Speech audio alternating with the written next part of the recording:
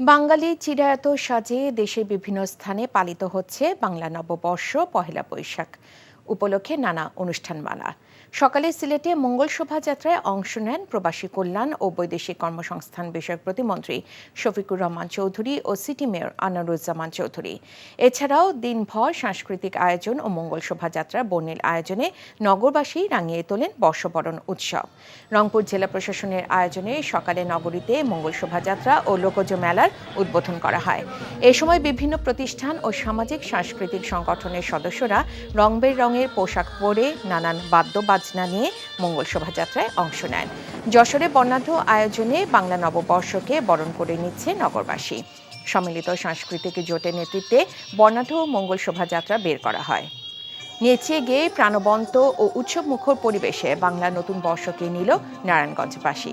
জেলা প্রশাসন, চারুকলা ইনস্টিটিউট, সাংস্কৃতিক জোট সহ বিভিন্ন সংগঠনের উদ্যোগে মঙ্গল শোভাযাত্রা বের হয়।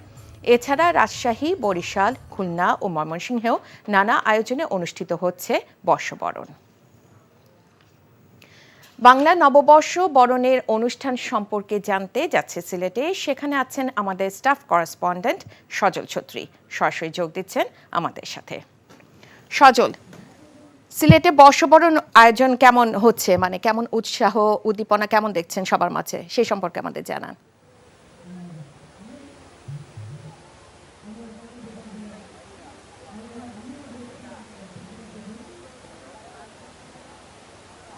রায় সাহেব, বিগত কয়েকটি বছরই আসলে করোনা বলেন, বন্যা বলেন, যে একটা প্রাকৃতিক দুর্যোগের মধ্যে দিয়ে আসলে গিয়েছে সিলেট। এবছরের শুরুতে, মৌসুমের শুরুতে কিন্তু কালবৈশাখী শিলাবৃষ্টিতে বেশ ক্ষতিগ্রস্ত হয়েছে সিলেটের অধিবাসী। তবে যে পয়লা বৈশাখের যে আনন্দ, তাতে কোনো ভাটা পড়েনি। রীতিমতো উৎসবের নগরীতে পরিণত হয়েছে সিলেট বলা যায়। এখন পাড়া মহল্লায় বিভিন্ন উৎসব মঞ্চে আয়োজন করা হয়েছে সাংস্কৃতিক পরিবেশনা। একই সাথে কিন্তু দেখবেন যে বিভিন্ন মঞ্চে যেমন মানুষের সমবেত হয়েছে, যদিও আবহাওয়া অনেক উত্তপ্ত। আসলে এখনও প্রায় 33 ডিগ্রি সেলসিয়াস তাপমাত্রা কিন্তু অনুভূত হচ্ছে, প্রায় 40 ডিগ্রির মতো।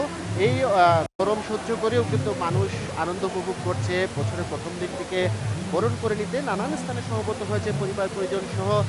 তারা আনন্দ উৎসবে মাতছেন। এবং সিলেটের যে কিং ব্রিজ, চাঁদনীঘাট এবং কিং ব্রিজে আলিয়াম চৌধুরী ঘড়ির যে ঐতিহাসিক স্থান, সেই স্থানটিতে কিন্তু 7 দিন ব্যাপী বৈশাখী মেলার আয়োজন করা হয়েছে।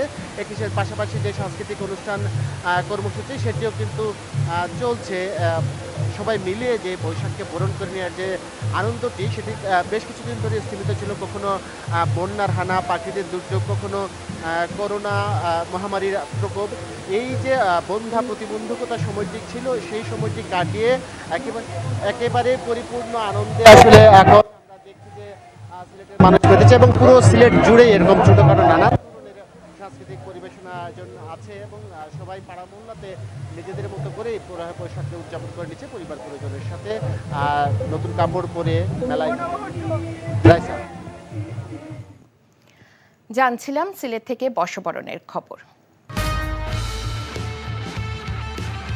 আমি তো তোরেই দেখছি, এত দেখার সময় আছে? আমরা 5 বন্ধু। কি হয়েছিল পিহু? মায়া হার্বাল কোকোনাট অয়েল নিবেদিত টেলিফিল্ম, ঝরা পাতায় দ্রষ্টব্য। আমার খুব ভয় করছে দোস্ত। আমাদের কি ফাঁসি হবে? সবকিছু এখন কিন্তু হতে পারে। রচনা পাভেল ইসলাম, পরিচালনা এহসান এলাহি বাপ্পি। দেখবেন তৃতীয় দিন বাংলাদেশ সময় দুপুর 2:30 এবং নিউ ইয়র্ক স্থানীয় সময় রাত 4:30 এনটিভিতে। মায়া হার্বাল কোকোনাট অয়েল, চুল পড়া রোধে পার্মানেন্ট সলিউশন।